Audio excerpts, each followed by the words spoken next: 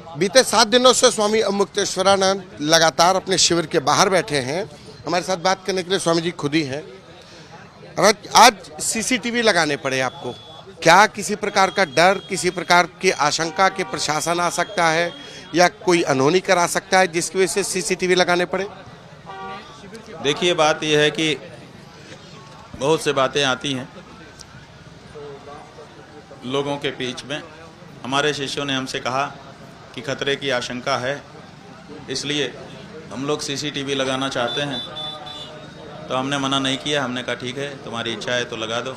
कम से कम कोई घटना हमारे साथ अगर प्रशासन शासन करवाए तो कम से कम बाद में आप लोगों को फुटेज तो मिले कि ये हुआ था, अन्यथा तो कुछ पता ही नहीं चलेगा। जो कहानी ये कह देंगे वही हो जाएगा। जैसे ये कहानी कह रहे थे कि नई परंपरा, पालकी से कोई स्नान नहीं करता है। अब इंटरनेट से वीडियो निकाल के लोगों ने दिखा दिए कि देखिए तो पिछले साल, उससे पिछले ये तो पालकी में जा रहे हैं। तब चुप हो गए। इसलिए कभी कभी ये वीडियो वगैरह भी काम आता है, ऐसा उन लोगों ने बताया तो हमने हाँ कह दिया है। एक आपका पेज चलता है 1008.guru, उस पर भी ये पोस्ट है 2024 का। एक आप माघ मेले में जा रहे हैं, तो एक तरीके से ये आपने जवाब दिया है जिन लोगों ने खड़ा किया था सवाल कि शंकराचार्य माघ मेले में पूरे लाल लश्कर के साथ नहीं जाते हैं। ये जवाब भी है एक तरीके से। ये हम लोगों ने जवाब नहीं दिया है, ये जनता ने दिया है। जनता ने वो वीडियो इंटरनेट से निकाल करके भेजा है। कोई रहा होगा जिसने वो वीडियो बनाया होगा, उसने अपलोड किया रहा होगा। जब अभी उसने सुना कि ऐसा प्रशासन कह रहा है तो उसने वो वीडियो सार्वजनिक किया और तब वहाँ से हम लोगों को भी मिल गया। महाराज जी, उत्तर प्रदेश के उप मुख्यमंत्री कार्रवाई की बात करते हैं, आपसे भी आग्रह करते हैं कि अब आप स्नान कर लें, और लेकिन अभी तक कार्रवाई के नाम पर से होता है कि आपकी भी टेक है कि कार्रवाई हो, प्रशासन आए। क्या लगता है कहाँ पर गड़बड़ी हो पा रही है कि ये आपको अपनी जिद पर भी कोई आ भी नहीं रहा है और उप मुख्यमंत्री कह रहे हैं, आपको शंकराचार्य कह के भी संबोधित कर रहे हैं? ऐसा है कि मुख्यमंत्री जिद पर है, उनकी जिद के कारण कुछ नहीं हो पा रहा है। वो जैसा निर्देश देंगे प्रशासन वैसा ही तो करेगा। मुख्यमंत्री तो खुद ही सनातन के बड़े मठाधीश हैं, गोरक्षपीठ के प्रमुख हैं। आप लोग मानो, हमने पहले भी बता दिया है, अभी भी बता रहे हैं कि जो व्यक्ति महंत की गद्दी पर बैठता है वो धर्म की शपथ लेकर के तब बैठता है कि मैं धर्म के लिए कोई समझौता नहीं करूंगा, धर्म का पालन करूंगा दृढ़ता से। और जो मुख्यमंत्री की कुर्सी पर बैठता है वो धर्मनिरपेक्षता की शपथ ले लेता है। तो धर्मनिरपेक्षता की शपथ और धर्म की शपथ दोनों एक साथ निभाई जा सकती है? ये कैसे निभा रहे हैं? ये तो एक सीट के साथ अन्याय कर रहे हैं। या तो मुख्यमंत्री वाली सीट के साथ अन्याय कर रहे हैं या तो अपने महंत वाली सीट के साथ अन्याय कर रहे हैं। कि दोनों सीट, दोनों दो प्रकृति की सीटें हैं। एक प्रकृति की सीट नहीं है, वो राजनीतिक पॉलिटिकल सीट है। वहाँ पर धर्मनिरपेक्षता की शपथ अनिवार्य है और यहाँ ये धर्म की सीट है, धर्म की शपथ अनिवार्य है। तो आप दोनों शपथ एक साथ कैसे निभा सकते हो? तो आप तो खुद ही पाखंड कर रहे हो, ढोंग कर रहे हो जनता के सामने। आप बताइए कितना लोलुप है ये व्यक्ति कि जब इसको मुख्यमंत्री का पद मिल गया, इसके मन में था, मान लो राजनीति का ही कीड़ा था, तो मुख्यमंत्री का पद इसको मिल गया तो कम से कम महंत का पद छोड़ देता। ना छोड़ता तो कम से कम कार्यकारी महंत बना देता ताकि मठ की गतिविधियाँ तो ना रुकती। लेकिन दोनों पदों पर बैठा हुआ है जबकि दोनों विरुद्ध प्रकृति के पद हैं। कैसे संभालता होगा? संभव ही नहीं है संभाल पाना। निश्चित रूप से नाइंसाफ़ी हो रही है किसी एक पद के साथ। अच्छा, जो मुख्यमंत्री होता है वो क्यों बनाया जाता है? इसलिए बनाया जाता है कि देश में, प्रदेश के लोगों की खुशहाली तरक्की के लिए काम करे, शिक्षा का स्तर बढ़ाए, स्वास्थ्य का स्तर बढ़ाए, लॉ एंड ऑर्डर मेंटेन करे। ये तो कुंभ ही कुंभ खेलता रहता है। तो जब आप कुंभ ही कुंभ खेलते रहोगे तो लॉ एंड ऑर्डर कब मेंटेन करोगे? शिक्षा, स्वास्थ्य और दूसरे जो पब्लिक के मसले हैं उनको कब डील करोगे? मुख्यमंत्री कार्रवाई की बात कर रहे थे, लेकिन मुख्यमंत्री का कालनेमी जैसा बयान आ रहा है। हालांकि उन्होंने नाम किसी का नहीं लिया। क्या दोनों में अंतर देखते हैं? बहुत बड़ा अंतर है। ये जो केशव प्रसाद मौर्य हैं, ये उस बीजेपी के प्रतीक हैं जिसमें लोकतंत्र था, और ये जो आदित्यनाथ हैं ये उस बीजेपी के प्रतीक हैं जिसमें तानाशाही आ चुकी है। तो दोनों इस समय भाजपा अंतर्द्वंद्व में जूझ रही है। वहाँ पर कुछ लोग तानाशाही कर रहे हैं और कुछ लोग लोकतांत्रिक मूल्यों वाले हैं।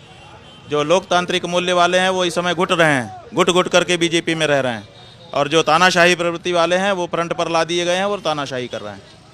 एक सवाल कि ये धर्म युद्ध है या राजनीति युद्ध हो गया है? ये धर्म युद्ध है, पूरी तरह से धर्म युद्ध है। धर्म में ही मर्यादाओं की रक्षा के लिए युद्ध होते हैं, राजनीति में युद्ध नहीं होता है। राजनीति में जहाँ देखा जाता है फायदा, वहाँ समझौता भी कर लिया जाता है, थूक के भी चाट लिया जाता है। राजनीति और धर्म अलग ही वस्तु है। यहाँ पर आन बान शान के लिए गला कटा दिया जाता है और वहाँ थूक करके भी चाट लिया जाता है, बस फायदा होना चाहिए। दोनों को आप एक साथ नहीं जोड़ सकते, दोनों की प्रकृति अलग अलग है। एक सवाल, आखिरी सवाल ये है कि कल बसंत पंचमी के मौके पर स्वामी निश्चलानंद ने स्नान किया, शंकराचार्य निश्चलानंद जी ने स्नान किया। प्रशासन ये बताना चाह रहा था कि देखिए शंकराचार्य जी हमारे साथ हैं। ठीक है, शंकराचार्य जी उनके साथ हैं, इसमें क्या खराबी है? इसमें कोई खराबी नहीं है, शंकराचार्य जी उनके साथ हैं, क्या खराबी है? क्या ये बताना चाह रहे हैं कि आप अलग थलग पड़ गए हैं, संतों के बीच में एक दो फाड़ करवा रहे हैं? ऐसा है, राजनीति का मंच नहीं है कि यहाँ पर हमको संख्या दिखानी पड़े कि देखो इतनी संख्या हमारे साथ है। यहाँ संख्या देख करके निर्णय नहीं होता है, यहाँ शास्त्र मत निर्णायक होता है। 1 लाख लोग एक तरफ खड़े हों और एक व्यक्ति एक तरफ खड़ा हो, जो एक व्यक्ति है वो शास्त्र सम्मत बोल रहा हो और 1 लाख लोग शास्त्र से विरुद्ध बोल रहे हों, तो धर्म के मामले में एक व्यक्ति का माना जाएगा, 1 लाख लोग रिजेक्ट हो जाएंगे। इसलिए यहाँ संख्या बल नहीं दिखाया जाता है। यहाँ तो बात की बात है, हमारी बात में जो दम होगा उसी के अनुसार चलेगा। इसलिए संख्या बल दिखाने का कोई सवाल ही नहीं है। ये राजनीतिक पैंतरे हैं संख्या बल दिखाना। यहाँ सिर गिनने से काम नहीं चलता है कि ये हमारे साथ, ये हमारे साथ। तुम बताओ, तुमने जो किया वो कहाँ तक सही है? न्याय की तराजू पर तौला जाएगा इनका जो आचरण है वो। एक आखिरी सवाल कि राज्य मानवाधिकार आयोग ने भी नोटिस दिया इस घटना को लेकर के। बात यह है कि मानवाधिकार आयोग है, अच्छी बात है। उसमें पिटीशन एक गजेंद्र यादव जी हैं, उन्होंने डाली थी। कल वो हमारे पास आए थे, उन्होंने बताया कि उन्होंने नोटिस इशू कर दिया है।